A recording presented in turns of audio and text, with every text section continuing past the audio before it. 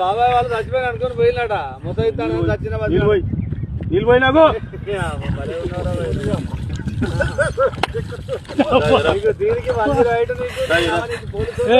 ఎందుకు పన్న వాళ్ళ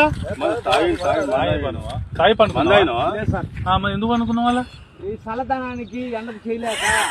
కన్నీకి ఓడిపోయి వచ్చిన గెవలేక ఏం చేసావు 10 రోజుల నుంచి గణేట్ చేత నాతో గట్టించి నా కష్టం దోచుకొని గణేట్ రాయ్ నాకు అంటే డబ్బులు ఇచ్చారు కానీ క్షమ